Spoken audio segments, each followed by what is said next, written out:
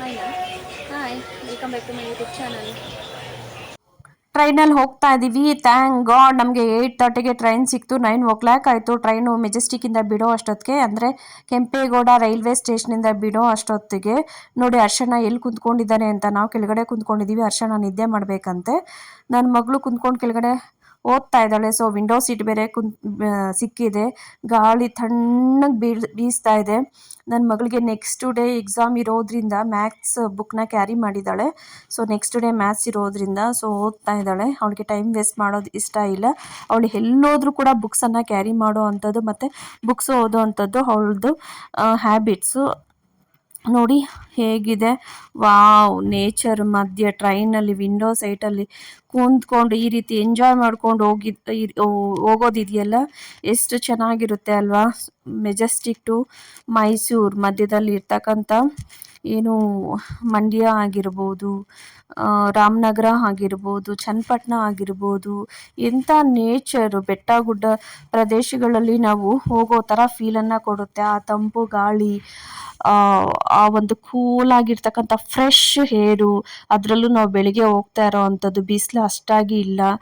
So ಎಲ್ಲಿ ನೋಡಿದ್ರೂ ಕೂಡ ರಾಗಿ, ಭತ್ತ, ಜೋಳ, ಕೊಬ್ಬನ್ನು ಬೆಳೆದಿರೋ ಅಂಥದ್ದು, ರೈತರು ಬೆಳಗ್ಗೆನೇ ಎದ್ದು ಕೆಲಸವನ್ನು ಸ್ಟಾರ್ಟ್ ಮಾಡಿರೋ ಅಂಥದ್ದು, ಹೊಲವನ್ನು ಹೂಳೋ ಅಂಥದ್ದು, ಬಿತ್ತನೆಯನ್ನು ಮಾಡೋ ಅಂಥದ್ದು, ಪೈರುಗಳನ್ನು ನೆಡೋ ಅಂಥದ್ದು.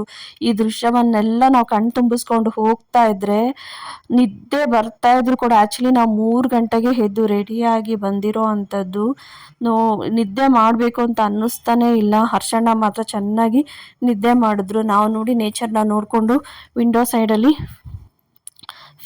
ಸ್ಟಿಕ್ ಆಗಿಬಿಟ್ಟಿದ್ದೀವಿ. ನೋಡಿ ಹೇಗಿದೆ ನೇಚರು ಅಂತ. ಎಲ್ಲ ಕ್ಲಿಪ್ಸ್ಗಳನ್ನ ಕೂಡ ಡಿಲೀಟ್ ಮಾಡಿದೆ, ಟ್ರಿಮ್ ಮಾಡಿದೆ, ಹಾಕಿದ್ದೀನಿ. ಯಾವುದನ್ನು ಕೂಡ ಡಿಲೀಟ್ ಮಾಡೋ ಮನಸ್ಸೇ ಆಗಲಿಲ್ಲ, ಅಷ್ಟು ಚೆನ್ನಾಗಿದೆ ನೇಚರು. ನೋಡಿ ಒಂದೊಂದು ಕೂಡ ಎಲ್ಲ ಕಡೆಯೂ ಕೂಡ ಹಸಿರು ಹಸಿರು ಹಸಿರು. ಶಿವಮೊಗ್ಗ ಕಡೆ ಅಥವಾ ಎಲ್ಲಾದರೂ ಏನು ಒಂದು ನಿಸರ್ಗ ದತ್ತವಾಗಿ ದಟ್ಟ ಕಾಡಲ್ಲಿ ಚಲಿಸುವಾಗಲೂ ಕೂಡ ಇಷ್ಟೊಂದು ಫೀಲ್ ಕೊಡುತ್ತಾ ಗೊತ್ತಿಲ್ಲ, ಬಟ್ ನಮ್ಗೆ ಅಂಥ ಫೀಲನ್ನು ಕೊಡ್ತಾ ಇದೆ ಇಲ್ಲಿ. ಸೊ ತುಂಬ ಚೆನ್ನಾಗಿದೆ. ಯಾರ್ಯಾರು ಟ್ರೈನಲ್ಲಿ ಜರ್ನಿ ಮಾಡ್ತೀರಾ, ಸೊ ಅಂಥವ್ರು ತುಂಬಾ ಪುಣ್ಯ ಮಾಡಿದ್ದೀರಾ. ಸೊ ಕೆಲ್ಸಕ್ಕೆ ಹೋಗೋ ಅಂಥವ್ರು, ಅಥವಾ ಬೆಂಗಳೂರಿಂದ ಮೈಸೂರಿಗೆ ಟ್ರಾವೆಲ್ ಮಾಡೋ ಅಂಥವ್ರು, ಅಥವಾ ಮೈಸೂರಿಂದ ಬೆಂಗಳೂರಿಗೆ ಟ್ರಾವೆಲ್ ಮಾಡೋ ಅಂಥವ್ರು ಡೈಲಿ. ಸೊ ಯಾರ್ಯಾರು ಈ ಒಂದು ಟ್ರೈನ್ನ ಯುಟಿಲೈಸ್ ಮಾಡ್ಕೊತೀರಾ, ನಿಜವಾಗ್ಲೂ ಇದು ಬೆಸ್ಟ್ ಅಂತ ಅನಿಸುತ್ತೆ. ಎಕ್ಸ್ಪೆನ್ಸಿವ್ ಇಲ್ಲ, ಇಕೋ ಫ್ರೆಂಡ್ಲಿ ಮತ್ತು ನೇಚರ್ ಫ್ರೆಂಡ್ಲಿನೂ ಕೂಡ ಹೌದು. ಇಂಥ ಒಂದು ಒಳ್ಳೆ ಗಾಳಿನ ಸೇವನೆ ಮಾಡಿ ಓಡಾಡ್ತೀರಾ ಅಂತಂದ್ರೆ ಆರೋಗ್ಯನೂ ಕೂಡ ಚೆನ್ನಾಗಿರುತ್ತೆ. ನೋಡಿ ಅಂಥ ಒಂದು ಪರಿಸರ ನಮಗೆ ಅಂಥ ಒಂದು ಒಳ್ಳೆಯ ಗಾಳಿ, ಬೆಳಕು, ಇಂಥ ಒಂದು ವೈಭವವನ್ನು ಕೊಟ್ಟಿದೆ. ಇದನ್ನು ಸ್ಥಿರವಾಗಿ ನಾವು ಉಳಿಸ್ಕೊಂಡು ನೆಕ್ಸ್ಟ್ ಜನ್ರೇಷನ್ಗೂ ಇದನ್ನು ಕೊಟ್ಟರೆ ಚೆನ್ನಾಗಿರುತ್ತೆ. ನಾವು ಹಾಳು ಮಾಡೋದು ಅಥವಾ ಪರಿಸರವನ್ನು ಬಳಸ್ಕೊಂಡು ನಮ್ಮ ಸ್ವಾರ್ಥಕ್ಕೆ ಬಳಸ್ಕೊಳ್ಳೋದು, ಈ ರೀತಿ ಮಾಡೋದೆಲ್ಲ ಮಾಡಬೇಡಿ. ನೋಡಿ ಮಂಡ್ಯದವರು ಏನಿದ್ದಾರೆ, ಕಬ್ಬನ್ನು ಬೆಳ್ಕೊಂಡು ಇಲ್ಲೇ ಇರೋ ಅಂಥದ್ದು. ಎಷ್ಟೋ ಜನ ತುಂಬ ಮೈಸೂರನ್ನು ಮತ್ತು ಮಂಡ್ಯವನ್ನು ಏನಕ್ಕೆ ಸೆಲೆಕ್ಟ್ ಮಾಡ್ಕೊತಾರೆ ಅಂತಂದರೆ, ಇಲ್ಲಿರ್ತಕ್ಕಂಥ ನೇಚರು, ಕಾವೇರಿ ಮೈದುಂಬಿ ಹರಿಯೋ ಅಂಥದ್ದು ಆಯಿತಾ. ಇಲ್ಲಿನ ರೈತರಿಗೆ ಅದೇ ಒಂದು ಜೀವಧಾರೆ, ಜೀವಕಳೆ ಅಂತಲೇ ಹೇಳ್ಬೋದು. ಸೊ ಎಲ್ಲರೂ ಕೂಡ ಪುಣ್ಯ ಮಾಡಿದ್ದೀರಾ, ಯಾರ್ಯಾರು ಇಲ್ಲಿ ಹುಟ್ಟಿ ಬೆಳೀತಾ ಇದ್ದೀರಾ, ಇಂಥ ಒಂದು ವಾತಾವರಣದಲ್ಲಿ ಇದ್ದೀರಾ, ನೀವೇ ಪುಣ್ಯವಂತರು. ಬೆಂಗಳೂರಿಂದ ಇಲ್ಲಿಗೆ ಬರೋ ಅಂಥವ್ರು ಇಂಥ ಒಂದು ವಾತಾವರಣ ಸೌದು ಹೋಗ್ಬೇಕು ಅಷ್ಟೇ. ಸೊ ಬಿಟ್ಟರೆ ಅವ್ರಿಗೆ ನಿಜ ಇಂಥ ವಾತಾವರಣವನ್ನು ಬೆಂಗಳೂರಲ್ಲಿ ತೊಗೊಂಬರೋಕ್ಕೆ ಸಾಧ್ಯನೇ ಇಲ್ಲ. ನೋಡಿ ಸಂಗಮ ಹೇಗಿದೆ ಅಲ್ವಾ. ಸೊ ನೀರು ತುಂಬಿಲ್ಲ, ಏಕೆಂತಂದರೆ ತುಂಬಿರೋ ನೀರನ್ನೆಲ್ಲ ಹೊರಗಡೆ ಬಿಟ್ಟಿದ್ದಾರೆ. ಸೊ ಅಣ್ಣ ನೋಡಿ ಆಲ್ರೆಡಿ ಎದ್ದು ಬಂದು ನನ್ನ ಪಕ್ಕದಲ್ಲಿ ಕುಂತ್ಕೊಂಡಿದ್ದಾರೆ. ನಾನು ಆ ನೇಚರ್ನ ನೋಡ್ತಾ ನೋಡ್ತಾ ಹಾಗೆ ಸ್ವಲ್ಪ ಹೊತ್ತು ಮಲ್ಕೊಂಬಿಟ್ಟಿದ್ದೆ. ಆಮೇಲೆ ಪಕ್ಕದಲ್ಲಿ ನೋಡ್ತೀನಿ ಅಣ್ಣ ಬಂದು ಕುಂತ್ಕೊಂಡಿದ್ದಾರೆ.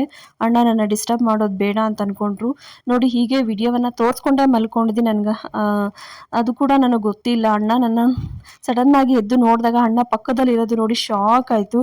ಅಣ್ಣ ನೋಡಮ್ಮ ಇದೆಲ್ಲನೂ ಕೂಡ ತಗೋ, ತುಂಬ ಚೆನ್ನಾಗಿದೆ ಆಯಿತಾ. ನಾವು ಪ್ರತಿ ಸರಿ ಇಲ್ಲಿ ನೋಡಿದಾಗೆಲ್ಲ ನಾನು ಇದು ನೋಡಿ ನೋಡಿ ನೋಡಿ ಸಿಕ್ಕಾಪಟ್ಟೆ ಖುಷಿ ಪಡ್ತೀನಿ, ಇದರ ಅನುಭವ ನಿನಗೂ ಕೂಡ ಆಗಲಿ ಅಂತಂದರು.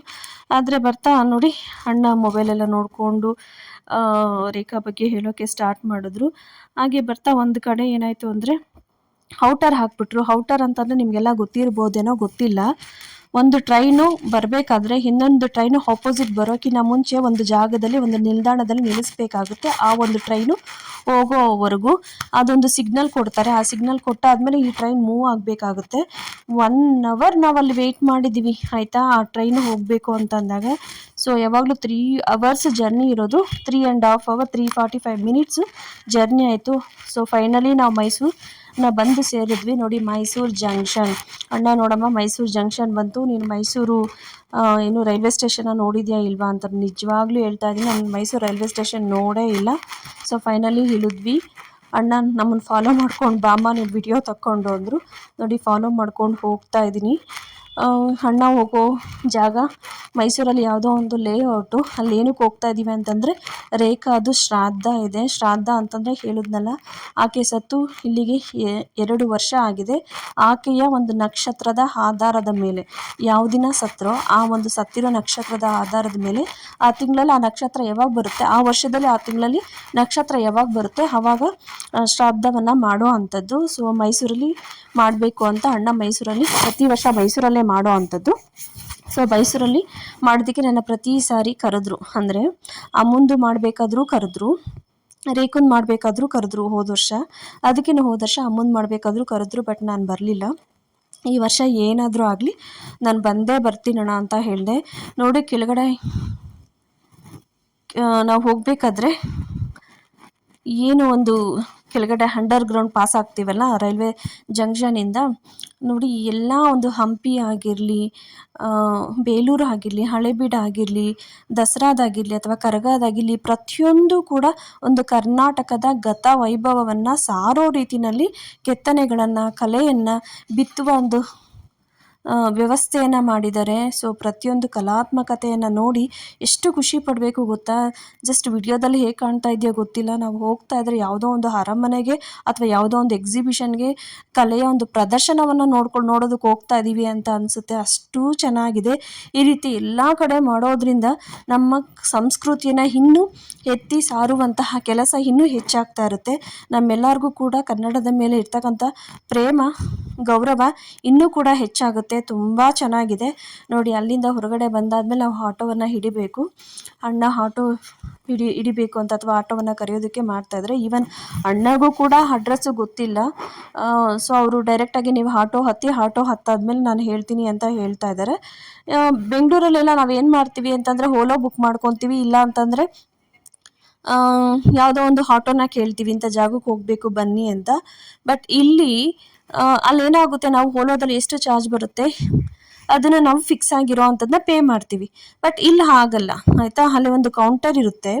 ಆ ಕೌಂಟರ್ನಲ್ಲಿ ಏನು ಮಾಡ್ತಾರೆ ಅಂತಂದರೆ ಇದು ಎಷ್ಟು ನಾವು ಯಾವ ಪ್ಲೇಸ್ಗೆ ಹೋಗ್ತಾ ಇದ್ದೀವಿ ಆ ಪ್ಲೇಸ್ನ ಒಂದು ಲೊಕೇಶನ್ನ ಹಾಕಿ ಇಷ್ಟು ಅಂತ ಫಿಕ್ಸ್ ಮಾಡಿಬಿಡ್ತಾರೆ. ಅದನ್ನು ತೊಗೊಂಡು ಆಟೋದವ್ರಿಗೆ ಕೊಟ್ಟರೆ ಆಟೋದವ್ರು ನಮ್ಮನ್ನು ಕರ್ಕೊಂಡೋಗಿ ನಿಲ್ಲಿಸ್ತಾರೆ. ಆ ರೀತಿಯ ಒಂದು ವ್ಯವಸ್ಥೆ ಇಲ್ಲಿ ಇದೆ. ಸೊ ಅದು ನನಗೆ ನಿಜ ಗೊತ್ತಿರಲಿಲ್ಲ. ಈ ರೀತಿ ವ್ಯವಸ್ಥೆ ಎಲ್ಲೆಲ್ಲಿದೆಯೋ ಪ್ಲೀಸ್ ತಿಳಿಸಿ ಆಯಿತಾ. ನೋಡಿ ಆಟೋಗಳು ಸ್ಟ್ಯಾಂಡಲ್ಲಿ ಬ್ಯಾಂಗ್ಳೂರು ಆಟೋ ಥರ 1 by 1 ಹೇಗೆ ನಿಂತಿರುತ್ತೋ ಹಾಗೆ ನಿಂತಿರುತ್ತೆ. ಬಟ್ ಇಲ್ಲಿ ನಾವೇ ಡಿಸೈಡ್ ಮಾಡ್ತೀವಿ. ಅಂದರೆ ನಾವು ಯಾವ ಆಟೋ ಹತ್ಕೊಬೇಕು ಅಥವಾ ಓಲೋ ಬುಕ್ ಮಾಡಿಕೊಂಡು ನಾವೇ ಡಿಸೈಡ್ ಮಾಡ್ತೀವಿ. ಇಲ್ಲ ಆಗಲ್ಲ, ಕೌಂಟರ್ ಇರುತ್ತೆ. ಕೌಂಟರಲ್ಲಿ ನಾವು ಹೇಳಿದ ತಕ್ಷಣ ಏನು ಮಾಡ್ತಾರೆ, ಅವರು ಒಂದು ಟೋಕನ್ ಕೊಡ್ತಾರೆ. ಆ ಟೋಕನಲ್ಲಿ ಎಷ್ಟು ಆ ಒಂದು ಪ್ಲೇಸ್ಗೆ ಹೋಗಬೇಕು ಅಂತ ದುಡ್ಡನ್ನ ಮೆನ್ಷನ್ ಮಾಡಿರ್ತಾರೆ. ಅಷ್ಟು ದುಡ್ಡನ್ನು ಮಾತ್ರ ಆಟೋ ಮುಂದೆ ಇರೋರಿಗೆ ಕೊಡಬೇಕಾಗುತ್ತೆ. ಅವ್ರು ಕರ್ಕೊಂಡೋಗಿ ಆ ಜಾಗದಲ್ಲಿ ಬಿಡ್ತಾರೆ ಆಯಿತಾ. ಅಷ್ಟೇ, ಅಲ್ಲಿ ಮೊದಲೇ ಪೇ ಮಾಡಿಬಿಟ್ಟಿರ್ತೀವಿ ನಾವು ಅನ್ನೋದು ಅಷ್ಟೇ ಇಲ್ಲಿ ವಿಷಯ ಇರೋ ಅಂಥದ್ದು. ನೋಡಿ ನಾವು ಹೋಗ್ತಾ ಇದ್ದೀವಿ. ನನ್ನ ಮಗಳನ್ನ ಅಣ್ಣನ ಫಾಲೋ ಮಾಡ್ಕೊಂಡು ಹೋಗ್ತಾ ಇದ್ದೀವಿ. ಇಲ್ಲೂ ಕೂಡ ಆನಂದ ಭವನ ಇದೆ. ಬೆಂಗಳೂರಲ್ಲಿ ಎಷ್ಟು ಆನಂದ ಭವನ ಇದೆ, ಹಾಗೆ ಇಲ್ಲಿ ಸುಮಾರು ಆನಂದ ಭವನಗಳನ್ನ ನಾವು ನೋಡ್ಬೋದು. ಅಣ್ಣ ಒಂದು ಹನಿ ನೀರು ಕೂಡ ಕುಡಿದಿಲ್ಲ. ಶ್ರಾದ್ದ ಆಗೋವರೆಗೂ ಅವ್ರು ಏನೂ ತಿನ್ನಬಾರ್ದು, ಏನೂ ಕುಡಿಬಾರ್ದು. ಹಾಗೂ ಕೂಡ ನಾನು ತುಂಬಾ ಏನಾದರೂ ಕುಡೀರಿ ಅಣ್ಣ ಅಂತ, ಕುಡಿಲಿಲ್ಲ. ಸೊ ನಾನು ಮಾತ್ರ ಆ್ಯಕ್ಚುಲಿ ಟ್ರೈನಲ್ಲಿ ನಾನು ನನ್ನ ಮಗಳು ಇಬ್ಬರೂ ಸೇರಿ ಸೊ ರೈಸು ಮತ್ತು ಇಡ್ಲಿ ವಡೆ ತಿನ್ಕೊಂಡ್ವಿ. ನೋಡಿ ಹೇಗಿದೆ, ಅದೇ ರೈಲ್ವೆ ಸ್ಟೇಷನ್ನು. ನಾವು ಅಲ್ಲಿಂದನೇ ಇವಾಗ ಬಂದಿರೋ ಅಂಥದ್ದು ಮೈಸೂರು ಜಂಕ್ಷನ್. ಸೊ ಮೈಸೂರಿಗೆ ಯಾರ್ಯಾರಿಗೆ ತುಂಬ ಗೊತ್ತಿದೆ ಮೈಸೂರು ಬಗ್ಗೆ, ತುಂಬ ಕಡೆ ನಾವು ಮೈಸೂರಲ್ಲಿ ಎಲ್ಲ ಪ್ಲೇಸು ಗೊತ್ತಿದೆ, ಎಲ್ಲ ಕಡೆ ಓಡಾಡಿದ್ದೀವಿ ಅನ್ನೋರು ಸೊ ಈ ವಿಡಿಯೋನ ತುಂಬ ಜನ ಇಷ್ಟಪಡ್ತಾರೆ. ಸೊ ನನಗಂತೂ ಸಿಕ್ಕಾಪಟ್ಟೆ ಇಷ್ಟ ಮೈಸೂರು ಅಂದರೆ. ಬಟ್ ಓಡಾಟ ಮಾತ್ರ ತುಂಬ ಕಡಿಮೆ. ಆ್ಯಕ್ಚುಲಿ ಹೇಳಬೇಕು ಅಂದರೆ ನಾವೆಲ್ಲೂ ಓಡಾಡೋದೇ ಇಲ್ಲ. ಏಕೆಂತಂದರೆ ನಮ್ಮಲ್ಲಿ ಇರ್ತಕ್ಕಂಥ ಪೆಟ್ಸ್ಗಳು ಆಯಿತಾ, ಇಲ್ಲೇ ಹೋದರೂ ಕೂಡ ಈವ್ನಿಂಗ್ ಅಷ್ಟೊತ್ತಿಗೆ ಮನೆಗೆ ಬಂದುಬಿಡಬೇಕು. ಯಾಕಂದರೆ ಚಿಕ್ಕ ಚಿಕ್ಕ ಮರಿಗಳಿರೋದ್ರಿಂದ ಒಳಗಡೆ ಹಾಕ್ಬಿಟ್ಟು ಬಂದಿರ್ತೀವಿ. ಅವಳಿಗೆ ಹಾಲು ಕೊಡಬೇಕು, ಮತ್ತು ಅವ್ರ ಅಮ್ಮ ಹೊರಗಡೆ ಇರ್ತಾರೆ, ನಾವು ಬರೋದನ್ನೇ ವೆಯ್ಟ್ ಮಾಡ್ತಾ ಇರ್ತಾರೆ. ನಾವು ಬಂದಿದ್ದ ತಕ್ಷಣವೇ ಅವರಿಗೆ ಏನು ಒಳಗಡೆ ಬಿಟ್ಟಾಗ ಹೋಗಿ ಹಾಲು ಕುಡಿಸುತ್ತೆ. ಅದಾದಮೇಲೆ ಅದನ್ನು ತೊಗೊಂಡೋಗಿ ಹೊರಗಡೆ ಬೋನಲ್ಲಿ ಹಾಕಬೇಕು. ಎಷ್ಟೊಂದು ಕೆಲಸ ಇರುತ್ತೆ. ಬೇರೆಯವ್ರಿಗೆ ಒಪ್ಪಿಸಿ ನೋಡ್ಕೊಳ್ಳಿ ಅಂತ ಹೇಳೋಕ್ಕೂ ಆಗೋದಿಲ್ಲ. ಸೊ ನಮ್ಮ ಕೆಲಸ ನಾವೇ ಮಾಡ್ಕೊಬೇಕಲ್ವ. ಸೊ ಅದರಿಂದ ಯಾರ ಮೇಲೂ ಡಿಪೆಂಡ್ ಆಗೋದು ಬೇಡ ಅಂತ ಹೇಳಿ, ಸೊ ಎಲ್ಲೇ ಇದ್ದರೂ ಕೂಡ ನಾವು ಬೇಗನೆ ಬರ್ತೀವಿ. ಸಾಲದು ಅಂತ ಜಾಸ್ತಿ ಜರ್ನಿ ಕೂಡ ಮಾಡೋಕ್ಕೆ ಹೋಗೋದಿಲ್ಲ. ನೋಡಿ ಆಟೋ ಹತ್ಕೊಂಡು ಇವಾಗ ಹೋಗ್ತಾ ಇದ್ವಿ ಅವ್ರು ಹೇಳಿರ್ತಕ್ಕಂಥ ಜಾಗಕ್ಕೆ. ಸೊ ಅದು ಯಾವುದೋ ಒಂದು ಲೇಔಟ್ ಅಂತೆ. ಆ ಲೇಔಟ್ಗೆ ಹೋಗ್ತಾ ಇರೋಂಥದ್ದು ನೋಡಿ, ಮನೆ ಹೋಳಿಗೆ ಕುರುಕ್ ತಿಂಡಿ ಅಂತ ಆಯಿತಾ. ಬೆಂಗಳೂರಲ್ಲಿ ನಾನು ಎಲ್ಲೋ ನೋಡಿದ್ದೀನಿ ಮನೆ ಹೋಳಿಗೆ, ಮಲ್ಲೇಶ್ವರಂನಲ್ಲೋ ಎಲ್ಲೋ ಗೊತ್ತಿಲ್ಲ, ಇದೆ ಅನಿಸುತ್ತೆ. ಸೊ ಮಲ್ಲೇಶ್ವರಂನಲ್ಲಿ ನಾನು ತೊಗೊಂಡಿದ್ದೀನಿ ಹೋಳಿಗೆನ. ಅದನ್ನು ಬಿಟ್ಟರೆ ಬೇರೆ ಎಲ್ಲೆಲ್ಲಿ ಕಡೆ ಇದೆ ಗೊತ್ತಿಲ್ಲ ನೋಡಿ ಹೋಳಿಗೆ. ಸೊ ಫೈನಲಿ ಬಂದು ಆ ಜಾಗನ ತಲುಪಿದ್ವಿ. ಒಂದು ಮನೆ ಒಳಗಡೆ ನಡೆಯೋ ಅಂಥದ್ದು ಇದೆಲ್ಲನೂ ಕೂಡ. So 4,500 fix. 4,500 ಒಂದು ಶ್ರಾದ್ದ ಕಾರ್ಯವನ್ನು ಮಾಡೋದಕ್ಕೆ ಅವರವರ ಸಂಪ್ರದಾಯಗಳ ತಕ್ಕ ಹಾಗೆ ಮಾಡಿಕೊಡ್ತಾರೆ. ಒಂದೇ ಕಮ್ಯುನಿಟಿ ಅಂತಲ್ಲ, ಎಲ್ಲ ರೀತಿಯ ಕಮ್ಯುನಿಟಿ ಅವ್ರಿಗೂ ಕೂಡ ಮಾಡಿಕೊಡ್ತಾರೆ. ಮಾಡೋ ಅಂಥವ್ರು ಬ್ರಾಹ್ಮಿನ್ಸು. ಅವರು ಫಿಕ್ಸ್ ರೇಟ್ ಅಂದ್ಬಿಟ್ಟು ಇಷ್ಟು ಅಂತ ಫಿಕ್ಸ್ ಮಾಡಿರ್ತಾರೆ. ಹಣ್ಣಿಗೆ 4,500 ಇನ್ಕ್ಲೂಡ್ ಫುಡ್ಡು ಆಯಿತಾ. ಫುಡ್ ಎಲ್ಲ ಸೇರಿ 4,500. ನಾವು 3 ಜನ ಹೋಗಿದ್ವಿ. ಅಲ್ಲಿಂದ ಗುರು ಕಿರಣ್ ಅಂಕಲು, ಮತ್ತು ನಾನು, ನನ್ನ ಮಗಳು ಹರ್ಷಣ್ಣ. ಆ್ಯಕ್ಚುಲಿ ನಮಗೆ ಈ ದಿನ ಸತ್ಯನಾರಾಯಣ ಪೂಜೆ ಇತ್ತು, ಮತ್ತು ಇನ್ನೊಂದು ಕಡೆ ಗಣೇಶದು ಹೋಮ ಇತ್ತು. ಇವೆಲ್ಲನೂ ಕೂಡ ಮಿಸ್ ಮಾಡಿಕೊಂಡು ಹೋದ್ವಿ. ಯಾಕಂದರೆ ಇಲ್ಲಿ ಮಾತು ಕೊಟ್ಟಿದ್ವಿ ಅಂತ, ಬೇರೆ ಆಪ್ಷನ್ ಇರಲಿಲ್ಲ. ನಮಗೆ ರೇಖಾದೇ ಇಂಪಾರ್ಟೆಂಟ್ ಅಂತ ಅನ್ನಿಸ್ತು. ಸತ್ಯನಾರಾಯಣ ಪೂಜೆಗೆ ನಾವು ಈವ್ನಿಂಗ್ ಹೋಗ್ತೀವಿ ನೋಡಿ. ಅಣ್ಣದು ಶ್ರಾದ್ದ, ಅಲ್ಲಿ ಶ್ರಾದ್ದ ಕಾರ್ಯ ರೇಖಾದ್ ನಡೀತಾ ಇದೆ, ಅಣ್ಣ ಮಾಡ್ತಾ ಇದ್ದಾರೆ ನೋಡಿ. ಈ ಮನೇನ ನೋಡಿದ್ರೆ ತೇಟ್ ನಮ್ಮ ತಂದೆ ಮನೆ ಥರನೇ ಇದೆ, ಸೇಮ್ ಆ್ಯಸ್ ಇಟ್ ಈಸು. ನಮ್ಮ ಥರ ಮನೆ ಇಲ್ಲೆಲ್ಲೂ ಇರೋದಿಲ್ಲ ಅಂತ ಅಂದ್ಕೊಂಡಿದ್ದೆ. ಇದು ಫಸ್ಟ್ ಟೈಮ್ ನಾನು ಮೈಸೂರಲ್ಲಿ ಇಂಥ ಮನೆ ನೋಡಿರೋ ಅಂಥದ್ದು. ಅಗ್ರಹಾರ ಕಡೆಲ್ಲ ಸೇಮ್ ಹೀಗೆ ಇರುತ್ತೆ ಅಂತ ಅಂದ್ಕೊಂಡಿದ್ದೀನಿ. ಉದ್ದ 12ರಿಂದ 13 ಅಡಿ ಇರುತ್ತೆ. ಗೋಡೆಗಳ ಒಂದು ಅಗಲ ಇದೆಯಲ್ಲ ಕಟ್ಟಿರೋ ಅಂಥದ್ದು 2ರಿಂದ 3 ಅಡಿ ಗೋಡೆಗಳನ್ನ ಕಟ್ಟಿರ್ತಾರೆ. ಈಗಿನ ಕಾಲದಲ್ಲಿ ಈ ಥರ ಗೋಡೆಗಳನ್ನ ಯಾರೂ ಕಟ್ಟಕ್ಕೆ ಸಾಧ್ಯ ಇಲ್ಲ ಬಿಡಿ. ಒಳ್ಳೆ ಒಂದು ವೆಂಟಿಲೇಷನ್, ಗಾಳಿ ಬೆಳಕು ಚೆನ್ನಾಗಿ ಬರ್ತಾ ಇರುತ್ತೆ ನೋಡಿ. ಇಲ್ಲಿ 4-5 ರೂಮ್ಗಳನ್ನ ಶ್ರಾದ್ದ ಕಾರ್ಯಗಳನ್ನು ಮಾಡೋ ಅಂಥದ್ದು. ಪ್ರತಿ ದಿನ 2ರಿಂದ 3 ಶ್ರಾದ್ದ ಕಾರ್ಯಗಳು ಇರುತ್ತೆ. ಪ್ರತಿಯೊಂದಕ್ಕೂ ಕೂಡ ಇಷ್ಟಿಷ್ಟು ಅಂತ ರೇಟ್ ಫಿಕ್ಸ್ ಮಾಡಿರ್ತಾರೆ. ಡಿಪೆಂಡ್ಸ್ ಜನಗಳ ಮೇಲೆ ನೋಡಿ. ನಾವು ಊಟಕ್ಕೆ ಕುಂತ್ಕೊಂಡಿದ್ವಿ. ಊಟ ಮಾತ್ರ ಸೂಪರ್ ಆಗಿತ್ತು. ಅವರೇ ಗುರು ಕಿರಣ್ ಅಂಕಲು, ಅವರು ಸಿಂಗರ್ ಆ್ಯಕ್ಚುಲಿ. ಒಂದು ಒಳ್ಳೆ ಊಟವನ್ನು ಮಾಡಿದ್ವಿ ನಾವು. ಕೆಲವರಿಗೆ ಅತಿಥಿ ಊಟಗಳು ಆಗಿ ಬರೋದಿಲ್ಲ, ಬಟ್ ನಮ್ಗೆ ಯಾವುದೇ ತೊಂದರೆ ಇಲ್ಲ ಈ ಊಟ ಮಾಡೋದ್ರಿಂದ ನೋಡಿ. ಅಲ್ಲಿಂದ ನಾವು ಡೈರೆಕ್ಟಾಗಿ ಆಟೋ ಹತ್ತಿದ್ವಿ ನೋಡಿ. ಚಾಮುಂಡಿ ಬೆಟ್ಟ ಕಾಣ್ತಾ ಇದೆಯಲ್ಲ, ಚಾಮುಂಡಿ ಬೆಟ್ಟಕ್ಕೆ ಹೋಗೋ ಹಾಗಿಲ್ಲ. ಯಾಕಂದರೆ ನಾವು ಶ್ರಾದ್ದ ಕಾರ್ಯಕ್ಕೆ ಬಂದಿರೋ ಅಂಥದ್ದು. ದೇವಸ್ಥಾನಕ್ಕೆಲ್ಲ ಹೋಗೋ ಇಲ್ಲ, ದೂರದಿಂದನೇ ನಾವು ಚಾಮುಂಡಿ ಬೆಟ್ಟನ ನೋಡೋ ಅಂಥದ್ದು ಅಷ್ಟೇ. ಆಟೋದವರು ಹೊರಗಡೆ ಹೋಗಿದ್ದಾರೆ, ಆಟೋದ ಡ್ರೈವರ್ ಇಲ್ಲ. 500 ರುಪೀಸ್ಗೆ ಚೇಂಜ್ ಇಲ್ಲ ಅಂತ ಹೇಳಿದ್ರು. ಸೊ ಚೇಂಜನ್ನ ತೊಗೊಂಬರೋಕ್ಕೆ ಅಂದ್ಬಿಟ್ಟು ಹೊರಗಡೆ ಹೋಗಿದ್ದಾರೆ. ಅಣ್ಣ ಹುಟ್ಟಿ ಬೆಳೆದಿರೋ ಅಂತ ಮನೆಗೆ ಕರ್ಕೊಂಡು ಹೋಗ್ತಾ ಇದ್ದಾರೆ. ಅಣ್ಣ ಮೈಸೂರಲ್ಲೇ ಹುಟ್ಟಿ ಬೆಳೆದಿರೋ ಅಂಥದ್ದು. ಆ ಒಂದು ಅಗ್ರಹಾರಕ್ಕೆ ಕರ್ಕೊಂಡು ಹೋಗಿ ಅಂತ ಹೇಳಿದೆ, ಮನೆ ತೋರಿಸೋದಕ್ಕೆ ಕರ್ಕೊಂಡು ಹೋಗ್ತಾ ಇದ್ದಾರೆ. ಅದಕ್ಕೋಸ್ಕರ ಈ ಆಟೋದವ್ರಿಗೆ ರೈಲ್ವೆ ಸ್ಟೇಷನ್ ಹೋಗೋ ದಾರಿನಲ್ಲೇ ಇರೋದ್ರಿಂದ ಸೊ ಅದೇ ರೋಡಲ್ಲಿ ಹೋಗಿ ಅಂತ ಹೇಳಿದ್ದಾರೆ ನೋಡಿ. ಆಟೋದವ್ರಿಗೆ ವೆಯ್ಟ್ ಮಾಡ್ತಾ ಇದ್ದಾರೆ. ಸೊ ಅಣ್ಣ ಆ ದಾರಿನ ತೋರಿಸ್ತಾರೆ. ಇನ್ನು ಮುಂದೆ ಮಾತಾಡೋ ಅಂಥದ್ದೆಲ್ಲ ಅಣ್ಣ ನೋಡಿ. ಆಟೋದವ್ರು ಬಂದಾದ್ಮೇಲೆ ಅಣ್ಣ ಸ್ಟಾರ್ಟ್ ಮಾಡ್ಕೊತಾರೆ ದಾರಿಯನ್ನು ತೋರಿಸೋದಕ್ಕೆ. ಸಿಕ್ಕಾಪಟ್ಟೆ ಚೆನ್ನಾಗಿದೆ ದಾರಿ ಎಲ್ಲ ನೋಡಿ. ಪ್ರತಿಯೊಂದು ಕೂಡ ಅಣ್ಣ ಹೇಳ್ಕೊಂಡು ಹೋಗ್ತಾರೆ. ಏನೇ ಇದು ಮೊನ್ಕಾಲದಲ್ಲಿ ಆಸ್ಪತ್ರೆ, ನಾವು ಹುಟ್ಟಿದ ಆಸ್ಪತ್ರೆ ಎಲ್ಲ ಅಗ್ರಹಾರ. ಯಾರು ಎಲ್ಲ ಊರು ಬಿಟ್ಟು ಹೋಗಿದ್ದು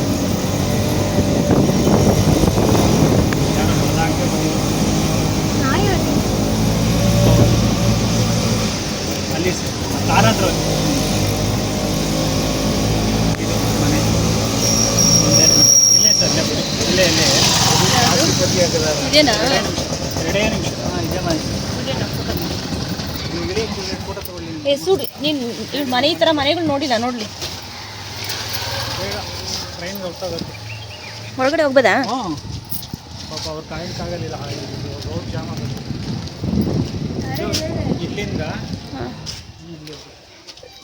ಎಲ್ಲಿಂದ? ಗೋಡೆ ನಮ್ದಲ್ಲ, ಹಾಂ ಈ ಗೋಡೆ ನಮ್ದು. ಹಿಂಡುಗೋಡೆ 14 ಜಾಸ್ತಿನೇ ಇದೆಯಲ್ಲ ಅಣ್ಣ. ಯಾರಣ್ಣ 12 14 ಅಲ್ಲ 12. ಅಣ್ಣ ನಿಮ್ಗೆ ಅರ್ಥ ಆಗ್ತದೆ, ಇದು 12 ಇಲ್ಲ, ಅದು 15 ಮೇಲಿದೆ. ಯಾರು ಹೇಳಿದ್ದು ನಿಮಗೆ? ಮತ್ತೆ ಹೇಳಿದೆ ನೋಡಿ, ಇದು 100 ಇಲ್ಲಿವರೆಗ ಅಲ್ಲಿವರೆಗ ಇಲ್ಲಿವರೆಗೂ. ಇಲ್ಲಿವರೆಗ ಇಲ್ಲಿವರೆಗ ಅದು ಗೋಡೆ ನಮ್ಮದು. ಇಲ್ಲಿಂದ ಅದು ಹೌದು ಸುಬ್ರಹ್ಮಣ್ಯ ಅಂತ. ಇದು 100. ನೋಡಿ, ಈ ಮನೆ ಮಾರಾಟಕ್ಕಿದೆ. ಮೈಸೂರಲ್ಲಿ ಇರ್ತಕ್ಕಂಥ ಅಗ್ರಹಾರದಲ್ಲಿ ಇರ್ತಕ್ಕಂಥ ಮನೆ, ಮಹಾರಾಜರ ಬೀದಿನಲ್ಲಿ ಇರೋ ಅಂಥದ್ದು. ಮತ್ತೆ ಇದ್ರ ಎದುರುಗಡೆ ಕಾವೇರಿ ಲಾಡ್ಜ್ ಕೂಡ ಆಗಿದೆ. Commercial area. ಹಳೆ ಕಾಲದಲ್ಲಿ ರಾಜರ ಒಂದು ಕಾಲದಲ್ಲಿ ಹೇಗೆ ಬ್ರಾಹ್ಮಿನ್ಸ್ನ ಒಂದು ಮನೆಗಳು ಉದ್ದ ಜಾಸ್ತಿ ಇರ್ತಾ ಇತ್ತು, ಅಗಲ ಕಡಿಮೆ ಇರ್ತಾ ಇತ್ತು, ಆ ರೀತಿನಲ್ಲಿ ಇರೋ ಅಂಥದ್ದು. ಉದ್ದ ಬಂದು 105 ಅಡಿ ಇದೆ, ಅಗಲ ಬಂದು 15 ಅಡಿ ಇದೆ. ತಗೊಳ್ಳೋರ್ಗೆ ಇಂಟ್ರೆಸ್ಟ್ ಇರೋರು ನಾನು ಅಣ್ಣನ ನಂಬರ್ನ ನಾನು ಹಾಕಿರ್ತೀನಿ. ಸೊ ಬೇಕು ಅಂದ್ರೆ ಅವ್ರನ್ನ ಕಾಂಟ್ಯಾಕ್ಟ್ ಮಾಡಿ. ಕ್ಲಿಯರ್ ಡಾಕ್ಯುಮೆಂಟ್ಸ್ ಇದೆ, ಯಾವುದೇ ರೀತಿಯ ಲಿಟಿಗೇಷನ್ಸ್ ಇಲ್ಲ. ಕಮರ್ಷಿಯಲ್ ಏರಿಯಾ ಆಗಿರೋದ್ರಿಂದ ನೀವು ಇದನ್ನ ಮನೆ ಆದ್ರೂ ಕಟ್ಕೊಬಹುದು ಅಥವಾ ಲಾಡ್ಜ್ ರೀತಿನಲ್ಲಿ ರೂಮ್ಗಳನ್ನಾದ್ರೂ ಕಟ್ಕೊಬಹುದು. ಓಡಾಡಲ್ಲ, ಎಲ್ಲ ಕುರ್ಚಲು ತರ ಬೆಳ್ಕೊಂಡ್ಬಿಟ್ಟಿದೆ. ತುಂಬಾ ಬೆಳ್ಕೊಂಡಿದೆ. ಅದು ಇದು ಅಡಿಗೆ ಮನೆ ಆಗಿತ್ತು. ಅಡಿಗೆ ಮನೆ, ದೇವ್ರ ಮನೆ ಎರಡು. ಯಾವುದು ಇದು? ದೇವ್ರ ಮನೆನಾ? ದೇವ್ರ ಮನೆ, ಅಡಿಗೆ ಮನೆ ಆಗಿತ್ತು. ತೆಗಿಯಲ್ವಾ ಇದು? ತೆಗಿಬಹುದು. ಲಾಕ್ ಹಾಕಿದೆ ನೋಡಿ. ಇಲ್ಲ ಈ ಕಡೆ ಬಾ. ಇದರ ಅಲ್ಲಿ ದೇವ್ರ ಮನೆ, ಅದು ದೇವ್ರ ಮನೆ, ಇದು ಅಡಿಗೆ ಮನೆ. ಕಟ್ಪರ್ನೆಲ್ಲ ನಾವೆಲ್ಲ ಅಟ್ಟ ಇದೆ. ಇದು ನಾವು ಮಾಡಿಸ್ಕೊಂಡಿದ್ದು. ಹಳೆ ಆಟ ತೆಗೆದ್ಬಿಟ್ಟು ಇದು ಹೊಸ ಆಟ ಮಾಡಿದ್ದು ನೋಡು. ಇದು ಈಗ ನಾನು ಇದೊಂದು 10 ವರ್ಷದ ಮೇಲೆ ಆಯ್ತು ಹಾಕಿ. ಅದು ಮಣ್ಣು ಕುಸಿಯೋದು. ಈ ಗೋಡೆ ನಮ್ದಲ್ಲ, ಈ ಗೋಡೆ ನಮ್ದು. ಇದನ್ನ ಇದು 2 ಡಬಲ್ ಇದೆ ಗೋಡೆ. 2 ಇಟ್ಕೆಯಲ್ಲಿ ಕಟ್ಟಿರೋದು. 12 ಜಾಸ್ತಿನೇ ಇದೆಯಣ್ಣ. ಯಾರಣ್ಣ ಹೇಳಿದ್ದು? ಲೆಂತಾ? 100 ಲೆಕ್ಕ ನಮಗೆ. ಮುಗಿಸ್ಕೊಂಡು ಆಟೋ ಇಳಿದು ಇವಾಗ ನಾವು ರೈಲ್ವೆ ಸ್ಟೇಷನ್ ಹತ್ರ ಬಂದಿದ್ವಿ. ಹೋಗಿ 4:30ಗೆ ಟ್ರೈನ್ ಇದೆಯಂತೆ ಮೈಸೂರು ಟು ಬ್ಯಾಂಗ್ಳೂರು. ಅಂದ್ರೆ ತಿರುಪತಿ ಟ್ರೈನು, ಡೈರೆಕ್ಟ್ ಆಗಿ ತಿರುಪತಿಗೆ ಹೋಗೋ ಅಂಥದ್ದು. ತಿರುಪತಿ ಎಕ್ಸ್ಪ್ರೆಸ್ ಅಂತ ಹೇಳ್ತಾರಲ್ಲ, ಆ ಟ್ರೈನು. ಅಣ್ಣ ನೋಡಿ ಟಿಕೆಟ್ ಅನ್ನ ತಗೊಳ್ತಾ ಇದ್ದಾರೆ. ಟಿಕೆಟ್ ಎಷ್ಟು ಅಂತ ನಿಜವಾಗ್ಲೂ ನನ್ಗೆ ಗೊತ್ತಿಲ್ಲ, ನಾನು ಕೇಳಕ್ ಹೋಗೂ ಇಲ್ಲ. ಅಣ್ಣನ ಅದನ್ನೆಲ್ಲ ನೋಡ್ಕೊತಾ ಇದ್ದಾರೆ. ಅಲ್ಲಿಂದ ನಾವು ಟ್ರೈನ್ ಇದಕ್ಕೆ ಬಂದ್ವಿ. ಟ್ರೈನ್ ಹತ್ತೋದು ಕೂಡ ನಮಗೆ ಗೊತ್ತಿಲ್ಲ, ಹೇಳಬೇಕು ಅಂತಂದರೆ. ಅಣ್ಣ ಹೇಗೆ ಹೇಳ್ತಾರೋ ಹಾಗೆ ಫಾಲೋ ಮಾಡ್ತೀವಿ. ಸೊ ಫೈನಲಿ ನಮ್ಮ ಒಂದು ತಿರುಪತಿ ಎಕ್ಸ್ಪ್ರೆಸ್ ಟ್ರೈನ್ ಬಂತು. ಸೊ ನಿಂತ್ಕೊಂಡಾದ್ಮೇಲೆ ಮತ್ತೆ 6 ಬೋಗಿಗಳನ್ನ ಹತ್ತಬಾರ್ದಂತೆ. 6 ಬೋಗಿ ಆದಮೇಲೆ ನಾವು ಜನರಲ್ ಟಿಕೆಟನ್ನು ತೊಗೊಂಡಿರೋರು 6 ಬೋಗಿ ಆದಮೇಲೆ ಹತ್ತಬೇಕಂತೆ. ಯಾಕಂತಂದರೆ ಚೆಕ್ಕಿಂಗ್ ಅವ್ರು ಬಂದು ಚೆಕ್ಕಿಂಗ್ ಮಾಡ್ತಾರೆ, ತೊಂದರೆ ಆಗುತ್ತೆ ಅಂತ ಹೇಳಿದ್ರು. ಸೊ ಫೈನಲಿ ನಾವು ಹತ್ತಿದ್ದು ಬೋಗಿನಲ್ಲಿ ಪಕ್ಕದಲ್ಲೇ ನಮಗೆ ಮೇಲೆ ಇರ್ತಕ್ಕಂಥ ಫಸ್ಟ್ ಸ್ಲೀಪಿಂಗ್ ಕೋಚೋ ಏನು ಹೇಳ್ತಾರೆ, ಸೀಟೋ ಗೊತ್ತಿಲ್ಲ. ಸೊ ಮಲಗುವಂಥ ಜಾಗ ನಮಗೆ 3 ಸಿಕ್ತು. ಅಣ್ಣನು, ನಾನು ಮತ್ತು ನನ್ನ ಮಗಳು 3 ಕಡೆ ಸೆಟ್ಲ್ ಆದ್ವಿ. ನನ್ನ ಮಗಳಿಗೆ ನಾಳೆ ನೆಕ್ಸ್ಟ್ ಎಕ್ಸಾಮ್ ಇರೋದ್ರಿಂದ ಓದೋ ಟೆನ್ಷನ್ನು. ಸೊ ಬುಕ್ಸ್ನ ತೊಗೊಂಡು ಓದೋಕ್ಕೆ ಸ್ಟಾರ್ಟ್ ಮಾಡಿದ್ರು.